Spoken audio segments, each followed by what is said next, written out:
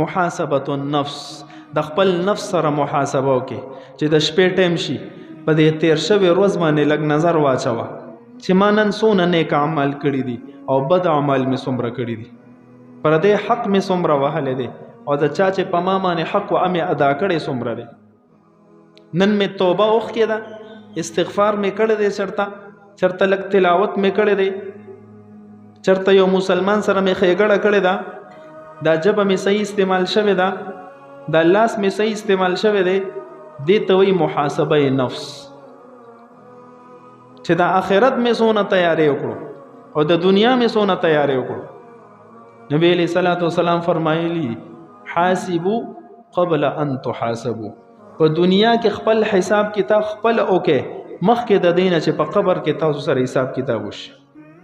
په دنیا کې د خپل محاسبه مون خپل نه کړه نو قبر کې به را سره خامخا کوي چې وای الله ست غلط ولې استعمال کړی دی، جبه د غلط ولې استعمال کړی دا. نو کو چرته بدی سنت او عمل رانلو به هم کار خراب دی. دا هغه اسباب دي چې انسان په د ګنا نه بچ کیږي.